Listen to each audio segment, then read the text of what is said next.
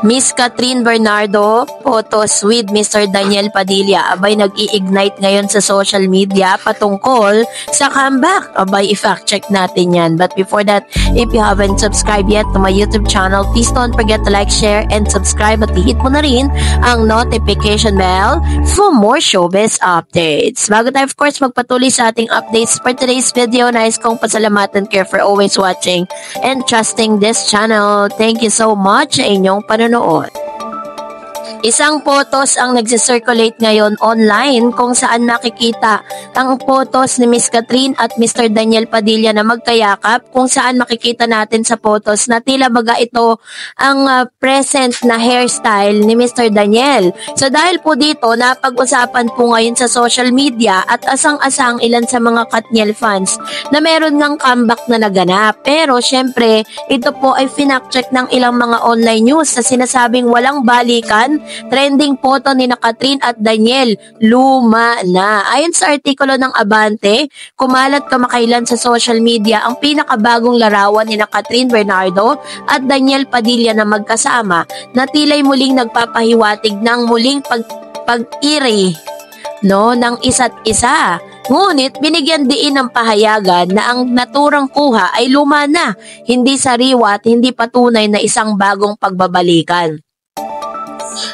Ang detalye po ng mga larawan na naipost ay magjowa na muli daw ang naglalambingan pa daw itong si Catherine at saka si Mr. Daniel.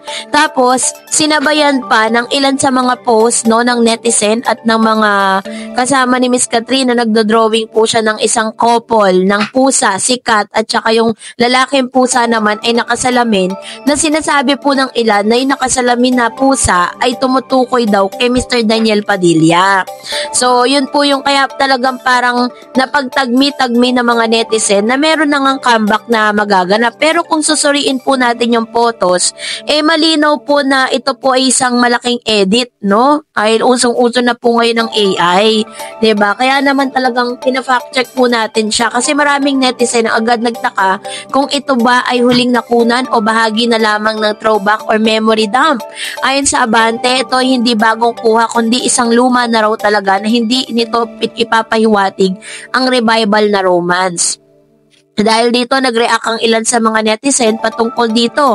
May mga nagkomento na tila inaasahan ng reunion ng dalawang since ang breakup nila noon.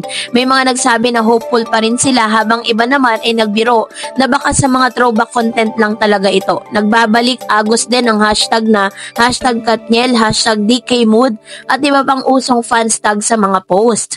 So muling sinabi ng artikulo na si Catherine at Daniel na kilalang tambalan sa mundo ng Katniel ay official ng hiwalay noong ilang taon na ang nakakaraan. Bagamat may mga ilang fans na naniniwala pa sa muling pagsasama, hanggang sa kasalukuyan wala namang dokumentadong pahayag na kumpirmasyon mula sa kanilang panig. Nabanggit din ng mga humihiling ng mas real time na update sa aktual na estado ng kanilang relasyon. So, nag-iingay din ngayon ang media patungkol dito. Binigyan din ng Abante na karaniwang diskarte ng ilang mga tabloids at entertainer sites na ang iskandalo o rumors na muling pagbabalikan. Naging dahilan ito ng pag-viral na natulang larawan.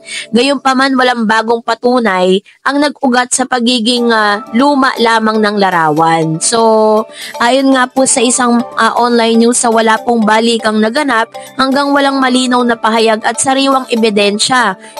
Hindi tama na magpanggap na may reconciliation.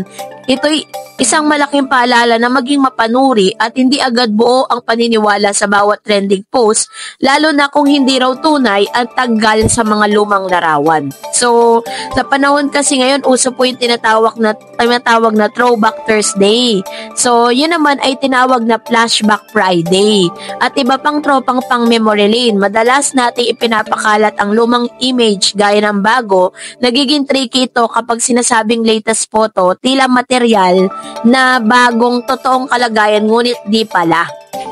So, ayon po sa pag-aaral, iba-ibang epekto nito. Una, nagkakaroon po ng nostalgic memory, comfort, o balik-tanaw sa pinakamatamis na alaala. Pero sa ngayon, ay nananatili pa rin po na wala pa pong ganap na balikang nagaganap, wala pa pong reconciliation na nagaganap. Ang tangi lang nating naririnig ngayon ay mga chismis patungkol po kay Mayor Alcala at saka dito po kay Miss Catherine na wala naman pong mailabas na resibo. At tungkol naman po sa comeback ng Katniel, wala pa pong comeback. At dahil dyan, ito naman mag-react tayo sa mga comments and reaction ninyo patungkol sa ating latest updates. Unahin po natin ang komento mula po sa isang netizen, Unahin natin si Mamchi Dongtat. Sabi niya, wag na tayong umasa na pupunta si Kat sa Guillermo Awards. Baka talagang may nagbabawal na sa kanya na isang mayor para di na sila magkita ni Alden sa public. Mas inuna pa nga niya ang puso niya at isang red flag din ang pinalit kay DJ kaysa growth at career niya. Hi Catherine, kung si Mayor man ang makakatuluyan mo, it will ends up ikaw ang bubuhay sa kanya. Sabi ni Miss Alice Calisin, Dongtats 9950, ikaw kasi paniwala ka sa fake news. Halata naman bashers Kat, wala kang mayor at matalino si Kat, di papatol sa isa pang babaero. Lumayas ka dyan, bitter. Nag-away na sila sa comment section. My God, no? Let's respect one another's opinion. May kanya-kanya tayong opinion. Sabi ni Miss Jennifer, bakit ba utal-utal ka, girl? Mas sinasabi mo, kuha mo lang sa iba. Luxury items, mapapakinabangan. Bakit mo ba isingit comments ng tao? Pwedeng namang basahin yan. Instead, gawin mo kung buong program mo sa mga news na sasagap mo. Ayan. So, tinuruan niya pa ako. Di sana mag-vlog ka na rin, diba?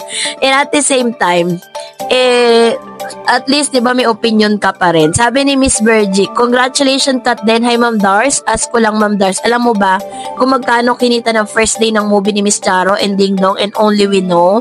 Base po sa akin pong research, wala pa pong inilalabas na official kung magkano po yung kinita kasi hindi pa po siya lumalabas sa Pilipinas. Nasa ibang bansa pa siya. Kaya wala pa pong actual na parang kung magkano yung kinita niya for first day, second day, ganun. Pero napapanood na po siya sa ibang bansa. And then dadalhin na rin siya sa Pilipinas.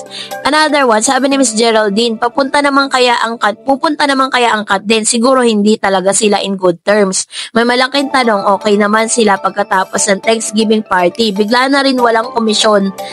Kumuisyon ang kasamahan nila sa HLA. May nangyari talaga. Ayun. So, ito naman yung kanyang opinion with regards to this. Actually po, in good terms naman po sila ni Alden Richards. Wala po silang pinag-awayan or what. Wala lang talagang mga ganap between them kasi may kanya-kanya silang ganap sa buhay. Sabi naman po ni Miss Alice Dongtats, ayan, so nagalit siya kay Dongtats with regards dun sa opinion ng isa sa mga viewers natin patungkol nga dito kay Mayor Alcala, no? Pero yun nga, sabi nga po ng ilang mga online site na lang talaga, maaring hearsay lang po yung mga patungkol doon, di ba? Not unless maglabas po sila ng mga resibo na makapagsasabi talagang totoo talaga na may karelasyon nga si Miss Catherine. And sabi ni Miss Linda, good girl Kat, matalino Kat, alam mo yon, hindi maganda sa career Kat din forever. And sabi ni Miss Alice, congrats, no one can beat the record of Kat din. Ayan, so true naman tayo dyan. Sino ba naman makakabit ng 1.6 billion na kinita po ng Hello Love Again, no? So, talagang kakaiba po yun. Na at first time po naranasan ng Philippine showbiz industry yan. Sabi ni Miss Raquel, we love you Alden and Catherine. Deserve nila ang awards sa yan dahil kailangan mo nang ibet ng susunod na mga movies ang kita ng HLA. Basta support kami ng mga taga-barangay ko sa susunod o individual project ng Kat din. Ayan. So, antay-antay lang tayo. Malay nyo naman, diba? Nagulat na lang tayo, meron na pala silang brands together, may project na sila together. Yun naman yung inaantay natin, di ba? At I know na ganun din po yung gusto ninyo. Pero, yung po sa relationship, let's trust the process. Huwag natin sila masyadong madaliin at huwag natin silang pangunahan. So, that's it for today. For more videos and updates, please don't forget to like and subscribe. And please don't forget to follow my Facebook page, Dar Eds TV. God bless everyone!